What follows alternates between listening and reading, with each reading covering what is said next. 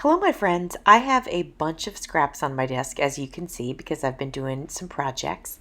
And I thought instead of putting those scraps away, I would go ahead and create some clusters with them. Before I get into talking about these clusters, I want to welcome you here. And I want to tell you how much I appreciate you spending some time here today. The main rule that I have when I make clusters is to be sure to add at least 3 layers.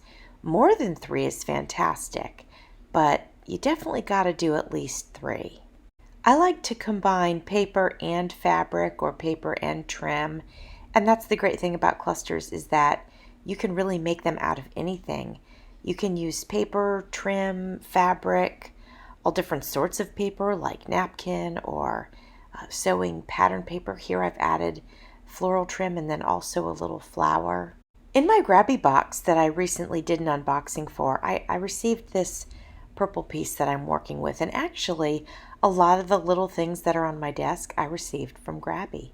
And some of those things might be like really small, you wouldn't use them as a tag, but we certainly can use it as an embellishment. So I decided I'd go ahead and use a bunch of them that might be either odd shaped or an odd size. I figured I would just go ahead and turn those into clusters. This one I'm cutting the paper from around it, and I'm going to add that on top of a little scrap of lace that I had, and then on top of another piece of paper that I received from Grabby. I also had added a little bow just as a small embellishment. Sometimes in subscription boxes or even in paper packs, we will get dates or numbers, and I personally don't use those a lot in my creating, so I thought it would be fun to just go ahead and use them on these clusters. So here this one has a Wednesday on it. On this cluster I have 3 pieces of paper, some floral trim, and a little bow. Sometimes when I've been creating and my desk sort of becomes a mess, and then I have all these small pieces to put away, that for me feels overwhelming sometimes, and I'd much rather sit down and just create little embellishments with all that stuff. I don't know why it seems overwhelming to me to put a bunch of little things away, but it just does. So I find this works for me. And if you're new and you've never made clusters before, or maybe you don't know what we use them for, I like to add clusters in the upper corners or lower corners of my journals. I also can add them to greeting cards if I make cards. You can add them to just about anything. They're just basically a little decorative piece that you can use wherever you want to. If you've made some and they're not really maybe your style or your colors, you were just sort of using what was on your desk or perhaps maybe some stuff that was gifted to you, you can pop them in Happy Mail. They're a really sweet thing to go in Happy Mail because frequently they're usually relatively flat and they're always kind of fun to receive. I'm going to put some of this to music in case you are interested in the process. You can go ahead and watch that. If not, you can fast forward to the end where I'm going to show you not only the ones that I'm making on camera, but I'm going to show you the rest of the pile that I made. It was a very, very productive day using up my scraps, using up some stuff that was in my subscription box, and also using up some stuff that was in a letter from my pen pal. So it was a very productive day.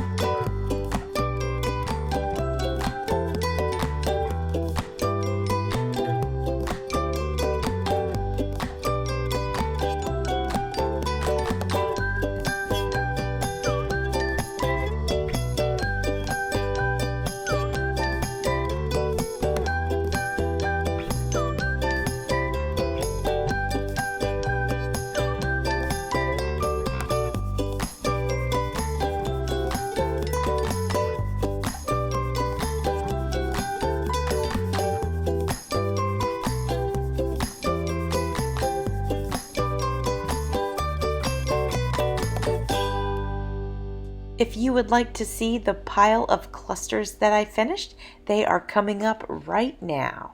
They are all different shapes and sizes, which is going to be great because I can use them for all kinds of things.